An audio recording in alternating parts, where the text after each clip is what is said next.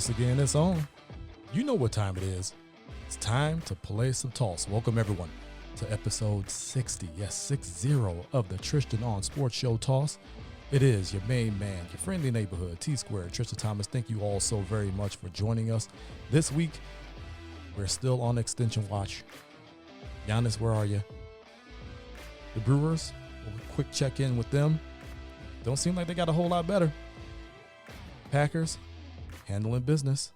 But what more do they need to do? In the toss week, we'll keep it with the NFL and talk a couple issues that just kind of popped up this week. Not COVID related this year, I promise you, or this week. But you guys know how we start things off here on Toss. We start things off with the state of the state, and let's go to those Milwaukee Bucks. Let's go to Extension Watch, as we are affectionately calling it here in Toss Nation Studios. Has Giannis signed that extension? Is there any dues to be had as far as an extension signing goes? Judges?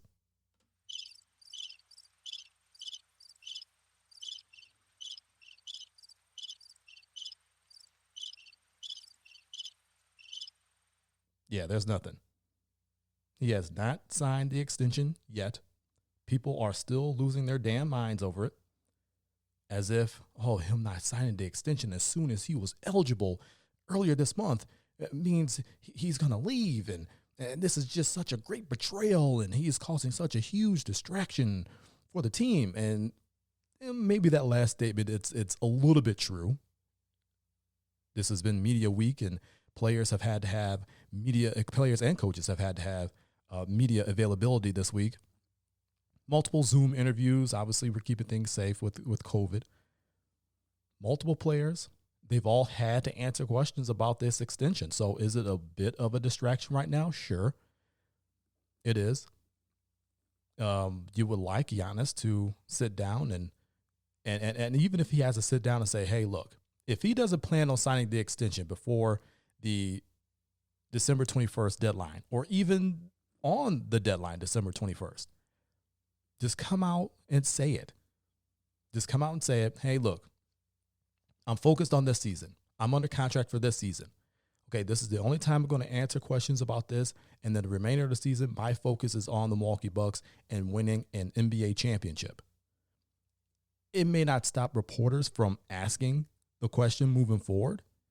It may not stop media, especially national media, the piranhas they are, from trying to drum up a bit of drama and asking that question and keep on bringing up the subject.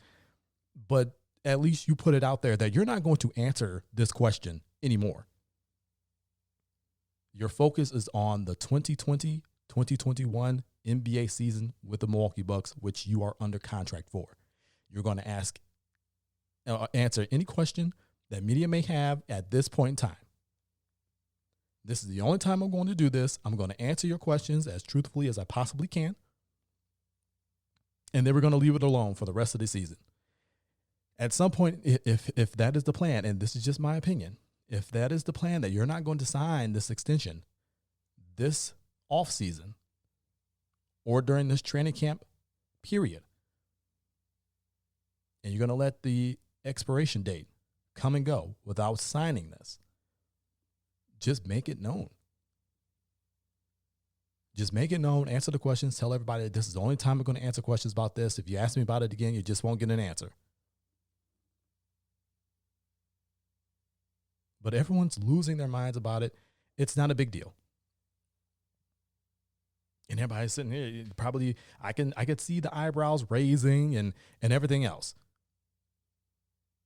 I can see the eyes rolling, everything else. It's not a big deal. I said it on Twitter at D20Double that it is the commitment that is most important, not when that commitment is made. People, you have to allow Giannis to go through his process. I've explained it over and over here on Toss, what this guy is about, what this player is about. He's about winning. He's about championships. He's playing chess while everybody else is playing checkers. He's looking at the total view, not just now, not just immediately, but also in the future. Will this team contend for championships in the next few years and beyond? Or is it just going to be, we're throwing all our chips on the table for this year and this year only, and then we're going to kind of slide back into playoff contender, and then maybe we'll get back up to championship contender? Giannis wants to win championships. What he brings to the table, he feels, he believes, he truly believes is championship caliber. But he also knows that he's just one man. He's just one player. It takes a team to win the championship. Who is John Horst, Bucks GM, bringing in to help them accomplish that goal? He knows what he brings to the table. He knows what Chris Middleton brings to the table. But what else are you going to bring to this championship pastry, so to speak, to finally put them over the top? You made a big splash with Drew Holiday. That is a great piece. We know about the Bogdanovich collapse. We know about that. That's over with. But it also weighs heavy on his mind. If we can't get that kind of player, a guy that could potentially, with his shooting, his play style, fitting in exactly to what Mike Budenholzer and the rest of this team wants to do out there on the court, if we can't get that caliber player, then why am I here? There's only so much I can do. I go out there and I put it all out there on the court. That is where I do my talking. I'm a 2-time MVP, multi-time All-Star, multi-time first-team NBA, a defensive player of the year, multi-time all-defensive team. I am a superstar who should be able to go out there and say, hey, we want you. We need you. Come on and join us for this championship run. And players should be willing to come and play with him. But it doesn't seem like that's been the case. So he has to think about it. Okay, so maybe I don't have that kind of, and not that he really puts that out there anyway. I don't think he is a heavy recruiter as, let's say, a LeBron is, or any number of other superstars out there. But he's thinking to himself, okay, that's not my personality. That's not who I am. It's going to be up to Bucks ownership. It's going to be up to the front office, meaning John Horst and his assistants, to go out there and get these caliber of players in here to play alongside me so we can go and win championships, because that is what I want. That is what I'm not going to accept anything less than that. So he has to think about that. He has to think about that. He has a family, young son, girlfriend. He obviously has to think about where do they want to be for the next 5 years, because that's how long this contract will tie him to Milwaukee. It's the next 5 years. Hell of a lot of money. And like I said before, I don't think he's really worried about the money part of it. But I'm just trying to get into his brain and think, okay, maybe he's thinking about where he's going to raise Liam. Maybe he's thinking about on the court and what kind of players they can bring into Milwaukee. Will they be a viable championship threat, or not only this year, but years to come? There's a lot weighing on his mind. And he has to be allowed to go through that process and come to a decision. And he's not sitting here thinking about the decision based on what you all want. Talking irrational Bucks fans and people who constantly bring up this subject of why hasn't he signed? Why hasn't he signed? Why hasn't he signed? I think I've been one of the consistent voices in the sports world that has sat here and said, chill, let him go through his process. Let him go through his process. If this is what he needs to do, he's damn well earned enough time, more than enough time. He's damn well earned the ability to be able to take his time with this big of a decision. And I think, bottom line, it comes down to whether or not this Bucks front office is able and savvy enough to make the proper moves to continue to keep this as a viable championship team. Not just a playoff vying team, vying for championships, NBA championships. That is really what Giannis wants. And if he does decide to leave, then you have to look at, okay, did he not trust that John Horst was going to be able to get that job done? Did he not trust that Mike Budenholzer would actually make adjustments, especially come playoff time, to be able to help them get that job done, be put in positions to be successful?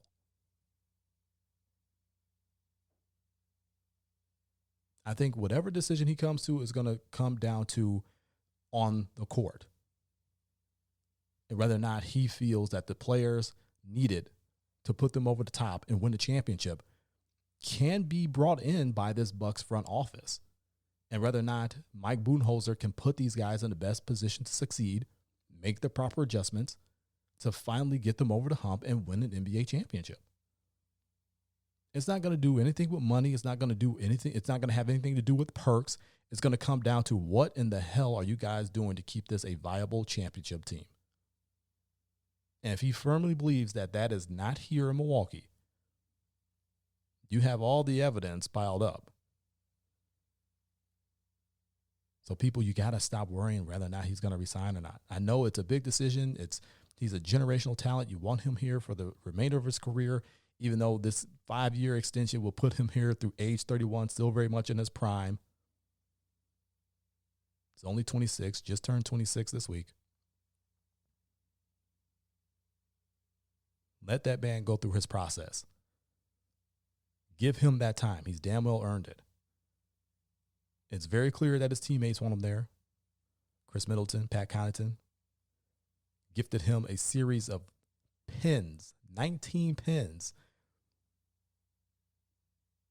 kind of nudging him like, hey, you got enough pins. You can use these. You can use these for a big reason here. Chris obviously wants to play with him for the remainder of his career. Pat Connaughton has come out and said, he wants to play with him for the rest of his career, much less 3, 4, and 5 years. It's clear that his teammates want him here. But he has to be gone. He has to be allowed to go through his process. You cannot rush a decision like this. And just because he's taking his time doesn't mean that he thinks less of Milwaukee, but he is thinking long term, which is something many people don't think. They always think with a short-term brain. They want things now. They didn't think about how it's going to affect them in the future. If any year's taught us that, it's in this year. Oh, I want to go out for Memorial Day. Short-term pleasure ends up to long-term pain. So allow this man to go through his process.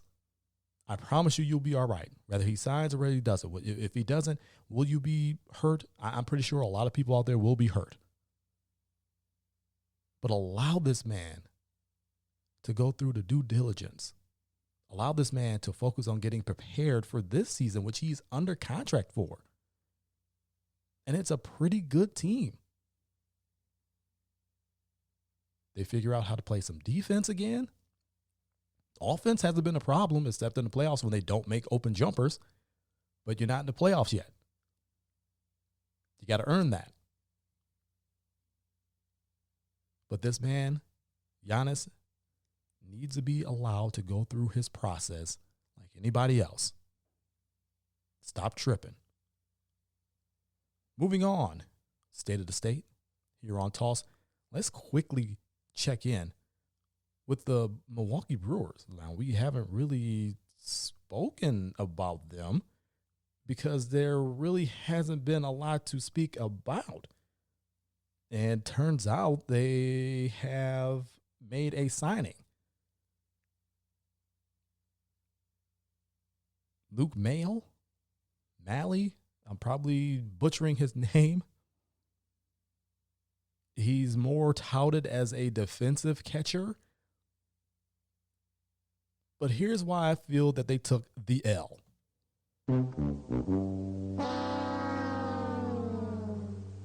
They took the damn L because they signed another damn catcher. With this signing, that makes it 6 catchers on the active 40-man roster. Let me repeat that. 6 catchers on the active 40-man roster currently for the Milwaukee Brewers. And this guy is a defensive catcher. Now, I'm not going to poo-poo defense. Defense is very important, especially from the catcher spot, keeping runners close, throwing runners out, calling games. And especially in the postseason when you're facing the best of the best as far as pitching. So it's going to be pitching and defense and some timely hitting. But why in the hell do you continue to collect catchers? I don't understand. I do not get it. Now, Narvaez and Pena both re-signed for a year. So you have both of them on the roster. You hope Narvaez, who is a decent hitter, but really didn't show that this past season, you hope he can find that stroke back. But 6 catchers? Now, David Stearns is no longer running the show as the GM. He has gone and been promoted. He's high up there, president of baseball operations, or whatever that title is that he has now. So he's not dealing with, there's a new GM in tow. But I have no idea what Stearns was even thinking about that offense last year, because that was just absolutely putrid, and how the new GM is stepping in, and he's doing the same damn thing. This does not help that putrid, lifeless, listless, inept offense that plagued you last season. Does nothing. Then comes the rumor from the hot stove that the Brewers are interested in Jock Peterson. Yes, Jock Peterson, well-known LA Dodger, who's a lifetime 230 hitter with 130 home runs, 303 RBI. He's a feast or famine guy as far as hitting goes. Does not hit well against lefties, and he is a lefty. So you can't really platoon him with anybody. You kind of like him in that first base option, but then you kind of don't, because if you wanted a guy who was feast or famine with power, you could have kept Eric Thames. I don't know what it is about the Brewers and feast or famine first baseman. I mean, I just don't know. I mean, remember Mark Reynolds? He was there, feast or famine. He didn't play first base. He played outfield, and he was a Gold Glove outfielder in his time. But Mike Cameron, a guy who was feast or famine. He was going to hit a home run, and he wasn't going to hit at all. I don't know what it is about the Brewers and guys like this who are all or nothing type hitters that is not helping your offense. It is really hurting your offense. I know the game has changed and it's all analytical, and you talk about launch angles and hitting the ball out the park, and, that's how we score runs, and forget this station-to-station baseball bull crap. Forget the stealing bases. And why not go against the grain and get some guys who can actually hit? You got some guys on the team that can run, Christian Yelich being one of them. In addition to him being a good hitter, even though last year was really, really rough, but it's really the only rough year he's had in his professional career.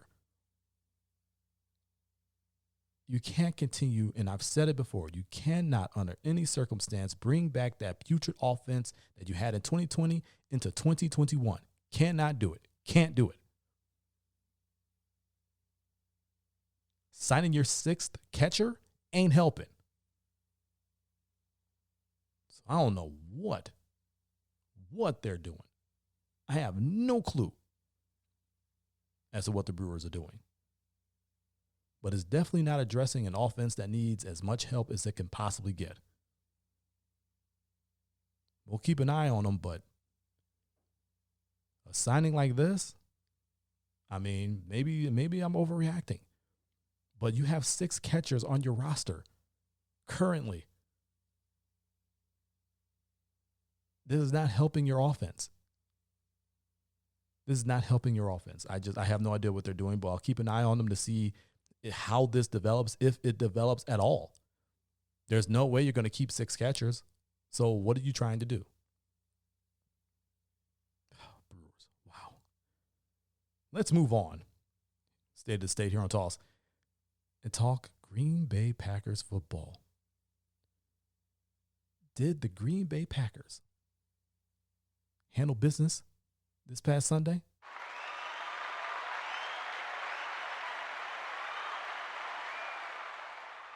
They most certainly did. They defeated the Philadelphia Eagles 30-16, and honestly, it shouldn't have even been that close.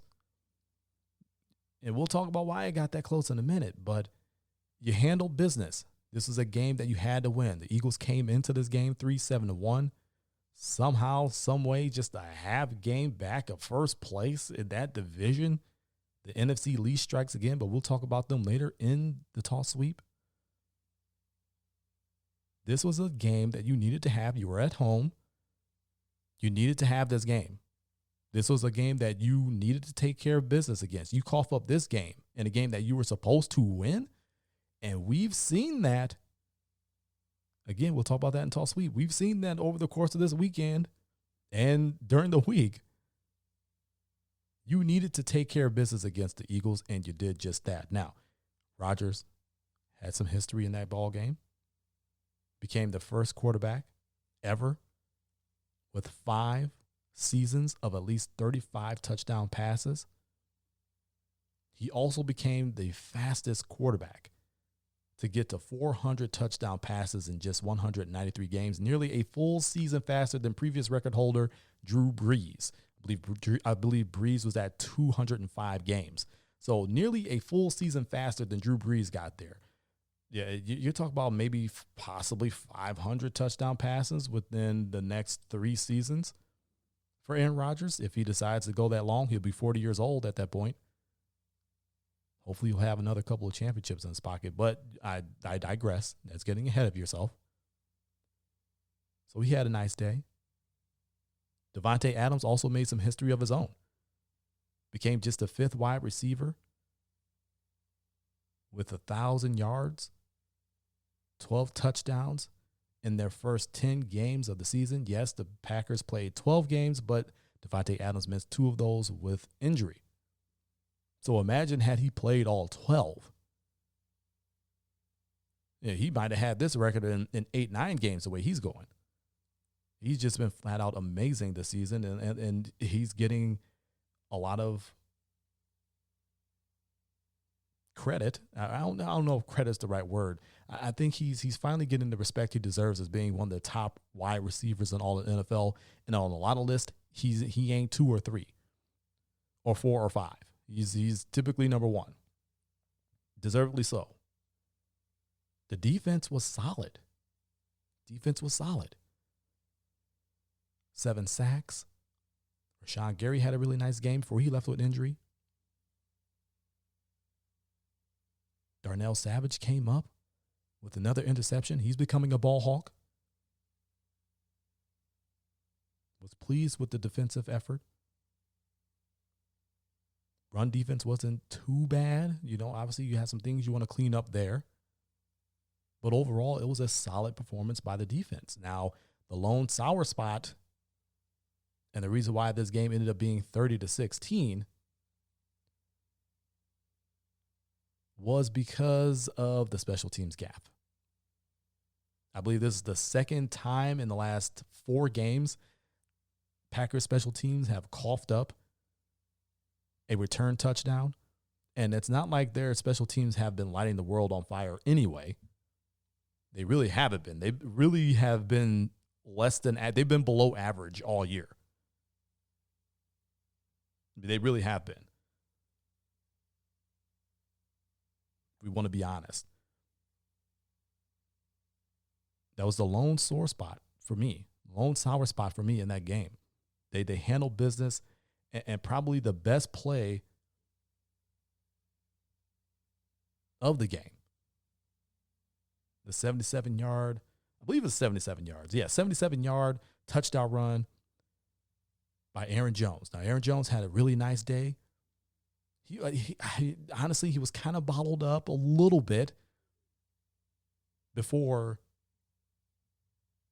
this huge run in the fourth quarter. And we'll take a listen. This is Jim Nantz on the call for CBS Sports.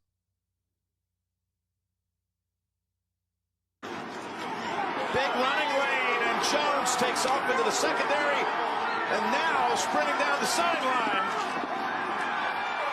Wiggles past McLeod, and he's all the way to the end zone. Not to be denied. That was Jim Nantz on the call for CBS Sports. Favorite part of that run for me was David Bakhtiari all the way downfield blocking. MVS all the way down the field blocking. That was truly a team run. That was a team touchdown.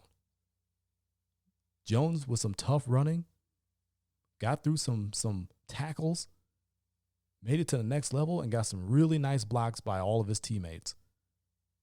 But to see the lineman, to see David Bakhtiari all the way down there, kept up with Aaron Jones too. He was running stride for stride with him. Showed some speed, the big man did. That was really great to see, because that is really a hallmark of a Matt LaFleur offense. You want to be able to run that football, get everybody involved in blocking. It's getting cold. People don't want to tackle like that anymore. You have to assert your will. You have to assert your dominance and run that football down teams' throats. And the Packers have the ability to do that. They have the ability to do that.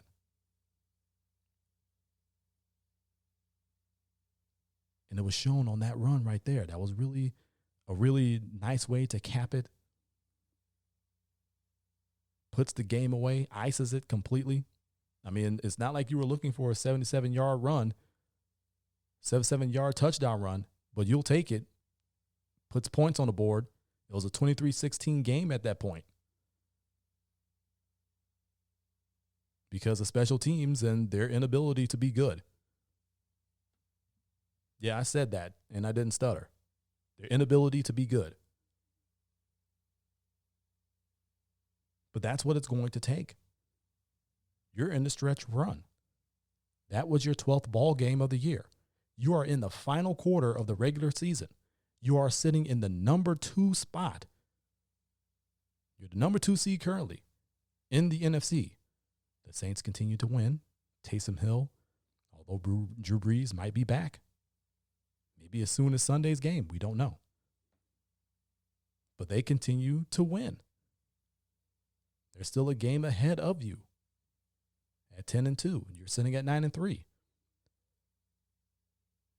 You have to continue to handle your business. You can't worry about what other teams are doing. You have to worry about what you are doing and continue to handle your business. Now, there is no perfect team out there. Every team has flaws, all of them. I can't tell you who's going to come out of the NFC more than I can tell you who's coming out of the AFC. NFC and AFC, who knows? Obviously, it looks like the Steelers and the Chiefs are on a collision course. But once the tournament starts, especially with that extra team, you just never know. You just don't know. But you have to continue to handle your business.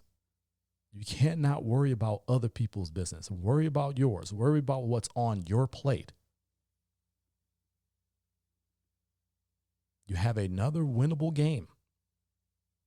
You're at Detroit. Now, Detroit has kind of been a house of horrors for you. Ford Field, there's been some weird things that have happened to you. They're looking to kind of revive themselves and stay in it, and they stunned the Bears last week. comeback win, they still feel like they're in it. They're going to try to come and grab a game from you. It's a divisional game. It's a big game. You can't allow them to do that. Focus on what's on your plate. Don't worry about anybody else's. Continue to try to work and improve on your flaws. You don't just want to sit there and live on them and say, well, that's just who we are. No. You work on those. You try to be better than what you are right now. Because if you get into the tournament, and let's make no mistake about this, they have not clinched yet. The Saints are in. They've clinched. The Packers have not clinched. So if you are fortunate enough to secure a spot in the tournament,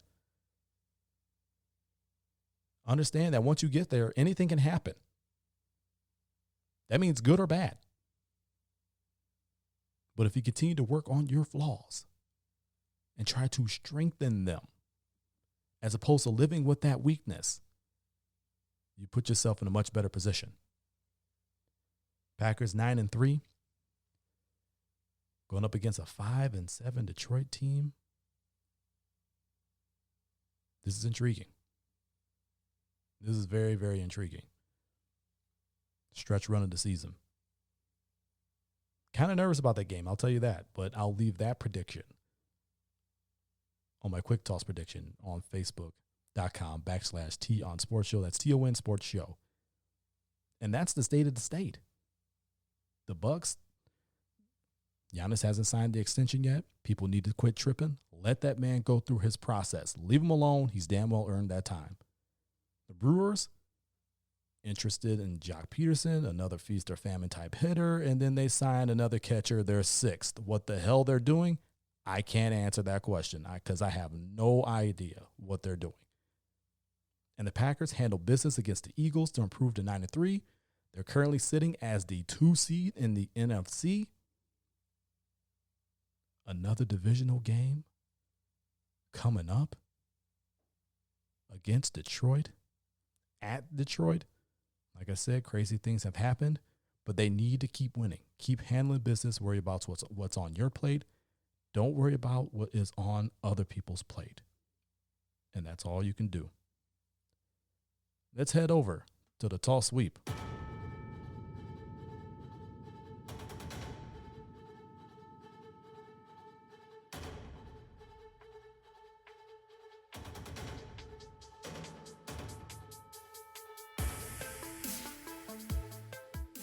Toss Sweep, brought to you by the good folks over at TossNationMedia.com. Toss Nation Media, your home for the Toss brand of sports. Truthful, opinionated, passionate. It's what you deserve. This weekend in the NFL has produced some kind of intriguing situations. I've used that word a few times already, but it truly is intriguing. So let's start over with the Eagles, the Packers' opponent from this past week. We saw Carson Wentz get benched in that ball game. Jalen Hurts comes in out of Alabama and Oklahoma. He's won a national championship at Alabama. I think he has a world of talent, can run the football, can pass the football very accurately. Can throw it on a run, and he's got the tools. He just needed the opportunity. Now, we didn't know what this would be. He threw his first ever NFL touchdown pass. Of course, it would be against the Packers. Of course it would. I don't know what it is about teams making history against Wisconsin teams, but that trend kind of continues. We didn't know, and Eagles head coach Doug Peterson didn't really tip his hand after the game either. But we didn't know what this was going to turn into. He came in, he gave them a little bit of juice, a little bit of life. They started moving the football a little bit better than when Wentz was in there. And now Doug Peterson has announced that Jalen Hurts is going to be the starter for this week's game, for their game this week. Wentz will back up Jalen Hurts. I have been a big fan of Jalen Hurts. Like I said, I think he has a world of talent. He just needed a true opportunity. Now, is this that true opportunity? Is Doug Peterson really giving him a true opportunity to say, okay, let's see what we have in him. Let's see if this is the answer here in Philly, no pun intended. Is he what this team needs as opposed to Carson Wentz, a guy that they have made $109 million guaranteed to? So while people were asking, well, why don't they cut him and why can't they just trade him away? He's guaranteed $109 million. I believe if he's cut before March or something crazy like that, they owe him like over $50 million. If they cut him after that point, he only gets like 24 million, 25 million. It's some crazy numbers out there, but either way, he counts as a huge number on their salary cap. And that's why they can't exactly cut him. And nobody's going to take on that much guaranteed money in a trade. They would literally have to pay a team to take him. But at this point, would any team take him? It has just been an alarming fall from where he was. You're talking back in 2017 when he was a certified MVP candidate. Went down with that ACL and LCL injury in the Rams game. Eagles ended up winning that Super Bowl with Nick Foles. You know, they went through the rest of the season with Nick Foles, and they made it through the playoffs with Nick Foles, and made it through the Super Bowl against the Patriots of all teams with Nick Foles, and they won that Super Bowl without Carson Wentz. It was Nick Foles. But ever since that year, he's just continued to slide, and it's sad to watch. You don't root for anyone's downfall, and you would think that, okay, you know, he's coming back stronger. You just hope the best for him because he really does have good tools. Like I said, he was a certified MVP candidate. There was no question about it. You were thinking like, okay, this guy is in the next generation of great quarterbacks. This league is in good hands. You were talking about Wentz in the same breath as a Deshaun Watson, in the same breath as a Patrick Mahomes. And you were talking about him in that same breath because that's how well he was playing that year. He was an MVP candidate. And now you talk about the likes of a Mahomes and a Watson, and then you have Wentz, who's not even in their stratosphere right now. I don't know if it's a confidence thing. I don't know if it's a skill thing that's deteriorated. I don't know. I can't put my finger on what exactly is going on with him. But it's sad to see because you know that he has far better skills than that. He's played far better than he has. And you just don't know what that answer is. And if it is something mental, that is a tough thing to come back from. When an athlete is in their own head, one of the biggest examples of this I can think of is Rick Ankiel. He was a St. Louis Cardinals pitcher, lefty. Great stuff. I mean, his stuff was just filthy. But at some point, he just could not get the ball over the plate. Now, he did have a good stint as an outfielder. Obviously, with that strong arm, it made him a really good defensive outfielder. Could hit a little bit. Wasn't the greatest hitter, but he could hit a little bit. So it was nice to see him get something out of his career. But when he was a pitcher and he just, for whatever, just got the yips, just could not get the ball over the plate. And it was really sad to see. But he, like I said, he came back and was an outfielder. Good defensive outfielder. Provided a little bit of pop at the plate with the bat. It was good to see him overcome some of that and be able to scratch out a pretty decent MLB career. But you just don't know if this is the same thing with Carson Wentz. Either way, I'm rooting for him. I'm rooting for Jalen Hurts. Like I said, I love his talent. You just hope this is really a true opportunity for him to who knows, potentially take over as starting quarterback or, maybe audition for another team that maybe need a quarterback. He's a young guy. Like I said, he's seasoned. He's won a national championship. You can do this.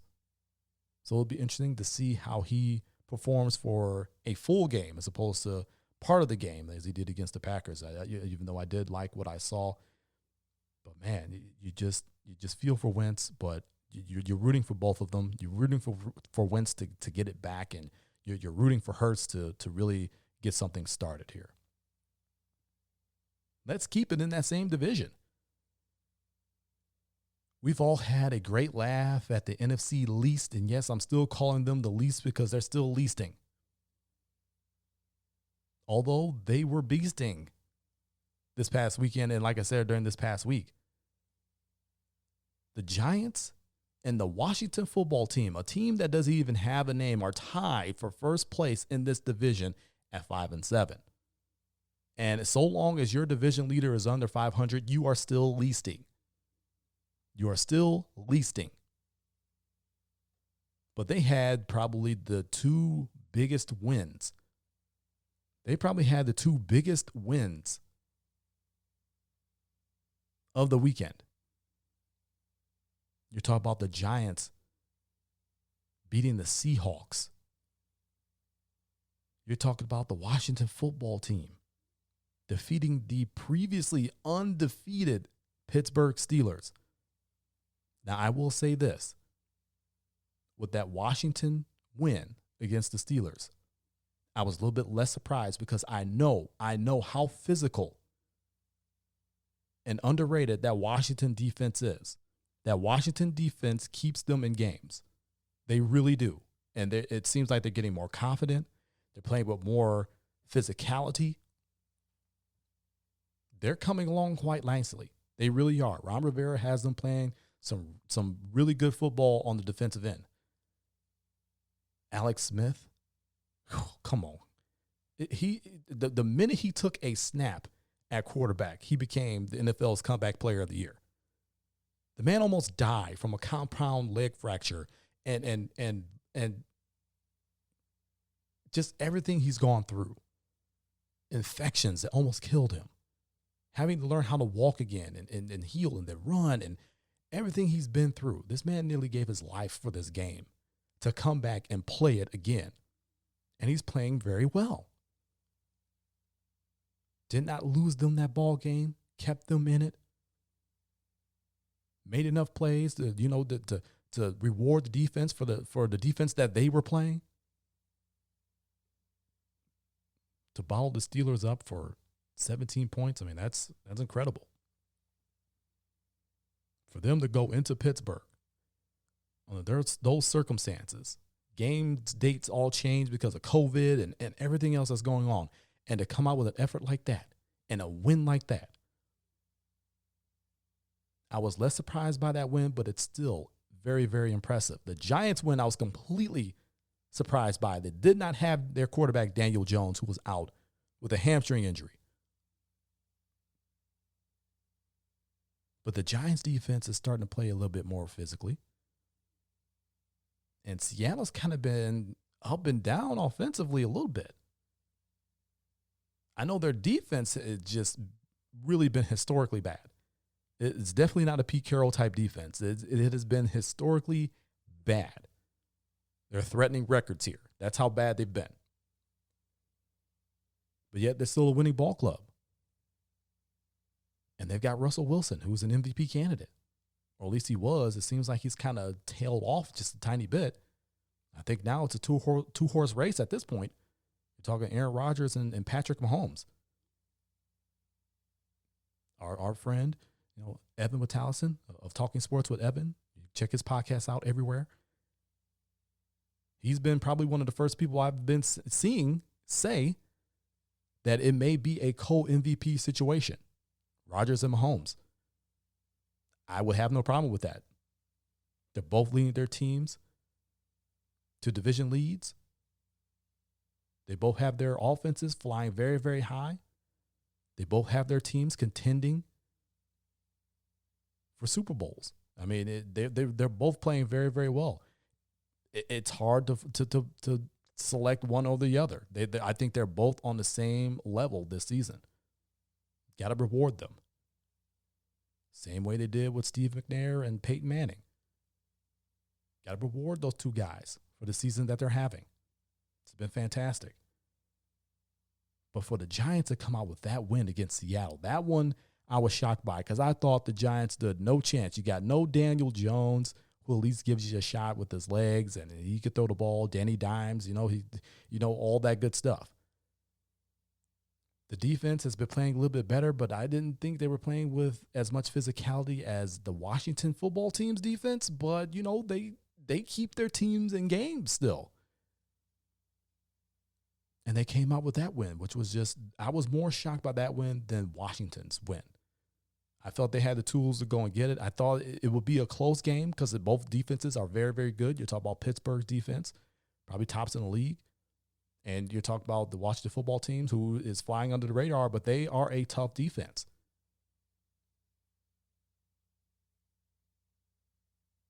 But I was far more impressed by that Giants win. Now, maybe they're starting to find some traction. Maybe these teams might end up over 500. But probably not, because I believe they still have to play each other. So, unless they get a tie, which you don't want. But maybe they're starting to find some traction. Maybe people might be coming. Like, this is still going to, and I said when I spoke about the NFC LEast a few shows ago, I said, hey, I will keep an eye on them. And I have been. That division is still very, very wide open.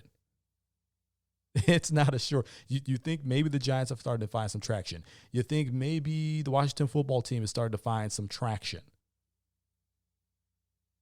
If they are, both of those teams are going to be a tough out. I think the Washington football team will be much more of a tough out.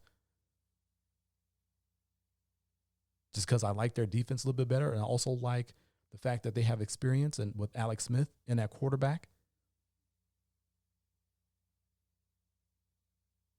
But I'm going to keep an eye on this squad or this entire division. I'm going to keep an eye on them because, look, they're becoming very, very intriguing. This division is probably going to come down to the final couple of weeks. Do I think they'll make some noise? I don't know. Like I said, if it's Washington, they're going to be a tough out. If Washington wins that division, because let's be clear, they're only getting one team out of that division. It's still the least. But if the Washington football team comes out of that division, that is a tough out. That's not a team, especially if they continue to play this well, especially defensively.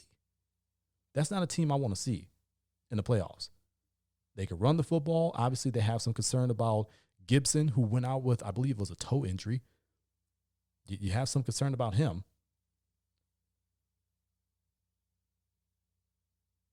But if their defense continues to play like this, Alex Smith continues to play the way he has been, they get some running from the run game.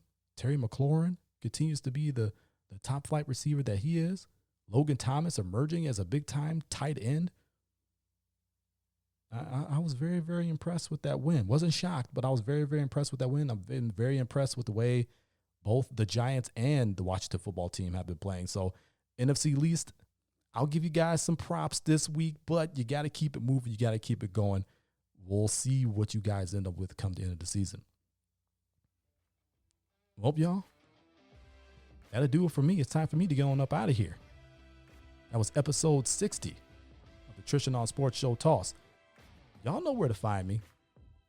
At the20double on Twitter and Instagram. That's at the number 2, the number 0, and the word double on Instagram and Twitter. Toss is on Facebook. Facebook.com/T Sports Show. That's TON Sports Show. And Toss Nation Media. Your home for the Toss brand of sports. Truthful, opinionated, passionate sports. It's what you deserve. But as I said before, it's time for me to get on up out of here. This is T Squared, Tristan Thomas, reminding all of you to keep it moving forward. Always forward. Forward always. Until next week. So long from Toss.